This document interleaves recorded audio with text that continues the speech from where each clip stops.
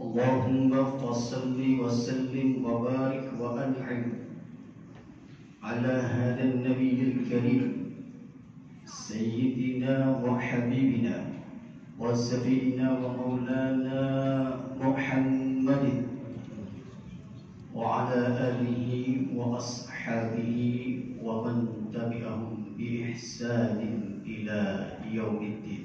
أما بعد، فيا أيها الحاضرون رحمكم الله، أوصيكم ونفسي بتقوى الله فقد فاز المتقون.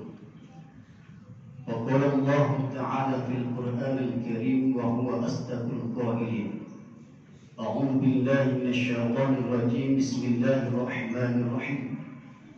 يا أيها الذين آمنوا اتقوا الله وقولوا قولا سديدا يصلح لكم أعمالكم ويغفر لكم ذنوبكم ومن يطع الله ورسوله فقد فاز فوزا عظيما.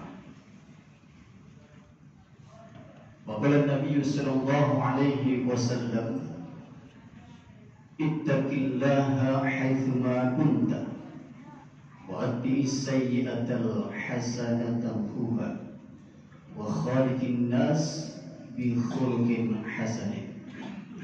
صدق الله العظيم وصدق الرسول الكريم ونحن على ذلك من الشاهدين والشاكرين والحمد لله رب العالمين. معاشر المسلمين wazumratul mu'minin rahimahullah.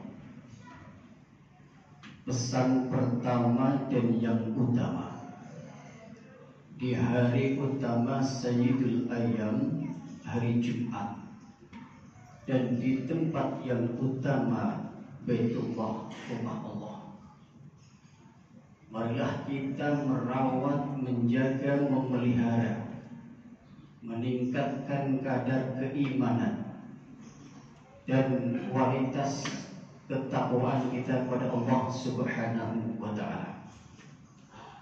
Sebab kita tahu bahwasanya kita hidup di dunia ini hanya singgah untuk sementara saja, dan Allah Subhanahu wa Ta'ala tidak menginginkan hambanya tidak berbekal, tidak mempersiapkan bekal yang terbaik. Oleh karena itu, watazawwadu fa inna khairaz zadi taqwa, dan berbekalah karena sebaik-baik bekal itu adalah takwa.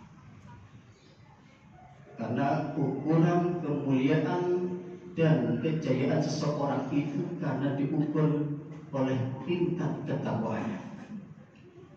Andai saja kemuliaan dan ketakwaan itu diukur karena pangkat jabatannya, maka Namrud itu orang yang paling mulia. Andai saja orang yang diukur karena ilmu pengetahuannya, maka Bal'am bin Bahrullah adalah orang yang paling mulia. Namun Allah Subhanahu wa Ta'ala letakkan kemuliaan itu di dalam ketakwaan seorang. Jika orang kaya bertakwa pada Allah Subhanahu wa Ta'ala, maka Allah akan memuliakan orang tersebut sebagaimana Utsman bin Affan. Andai saja orang miskin itu bertakwa pada Allah, maka Allah akan memuliakan sebagaimana Uwais bin Qarni. Andai saja orang yang berilmu pengetahuan itu bertakwa, maka Allah akan memuliakan dia sebagaimana Asif bin Barkhoya yang memindahkan singgasana Balqis dalam waktu sesingkat bahkan sebelum Nabi Sulaiman pergi. Dan jikalau ada orang yang berkulit hitam, berkayu, bertakwa pada Allah Subhanahu wa Ta'ala, maka orang itu akan dimuliakan seperti sahabat Bilal bin Rabah. Tidak cukup sampai di situ, saudara. Allah Subhanahu wa Ta'ala juga berjanji Allah akan memberikan jalan dan surga yang terbaik dari segala kesulitan bagi orang-orang yang bertakwa. Faman yattaqillaha yaj'al lahu makhraja wa yarzuqhu min haitsu la yahtasib, dan Allah akan memberikan jalan rezeki dari jalan yang tidak disangka-sangka. Ma'asyiral muslimin jamaah Jumat rahimahullah. Salatullah wassalamu kita sampaikan kepada junjungan kita Nabi Muhammad sallallahu alaihi wasallam. Mudah-mudahan kita kelak diakui sebagai umatnya, dan bentuk pengakuan itu adalah berupa syafaat di yaumil qiyamah. Amin ya rabbal alamin. Ma'asyiral muslimin yang dimuliakan Allah Subhanahu wa taala, hari ini kita berada di bulan Sya'ban, tepatnya tanggal 3 Sya'ban 1444 Hijriah. Dan bulan Sya'ban ini Rasulullah Shallallahu Alaihi Wasallam sebelumnya sudah menyinggung bahwasanya dzalika syahru yakun nas baina rajabin wa ramadan, bahwa banyak manusia di antara kita yang lalai soal bulan Sya'ban ini karena letaknya di antara bulan Rajab dan bulan Ramadan. Mereka tentu saja berfokus kepada bulan Ramadan yang penuh berkah dan kepada bulan Rajab. Perlu kita ketahui bahwasanya setiap waktu yang istimewa pasti ada kejadian yang istimewa yang terjadi sebelumnya. Kalau di dalam bulan Ramadan ada peristiwa nuzul Quran, turunnya Al-Quran, maka dia menjadi bulan yang mulia.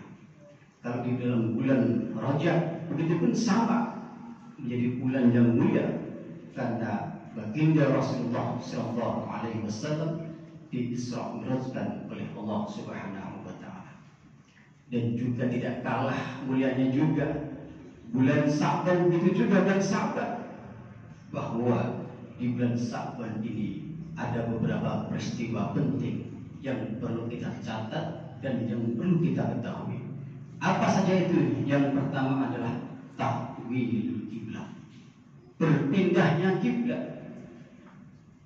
Dulu kiblatnya pertama kali di Masjidil Aqsa, kemudian berpindah ke Masjidil Haram sebagai bentuk ijabah, sebagai bentuk keinginan baginda Rasulullah sallallahu alaihi wasallam berdoa pada Allah, mudah-mudahan kiblat dari Masjidil Aqsa berpindah ke Makkatul Mukarramah. Terjadi di bulan Sya'ban.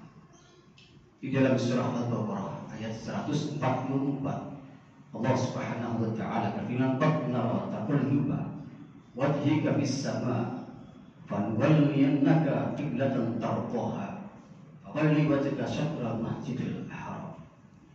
Itu yang pertama, peristiwa di bulan Sya'ban, berpindahnya arah kiblat dari Masjidil Aqsa ke Masjidil Haram. Kemudian yang kedua, di bulan ini amal ibadah kita diangkat oleh Allah Subhanahu wa taala. Wa huwa sahrun tarfa'u fihi al-a'mal ila rabbil alamin. Seluruh amal ibadah kita akan diangkat oleh Allah Subhanahu wa taala. Bahkan di riwayat lain, baginda Rasulullah sallallahu alaihi wasallam di hari ini beliau sering melakukan puasa. Kenapa? Karena beliau menginginkan ketika amal ibadahnya diangkat oleh Allah Subhanahu wa taala, beliau dalam keadaan berpuasa. Kemudian yang ketiga, bulan Sya'ban merupakan syahrus sholati ala Rasulillah, yaitu bulan yang dimana turun perintah kita untuk bersolat kepada Rasulullah sallallahu alaihi wasallam.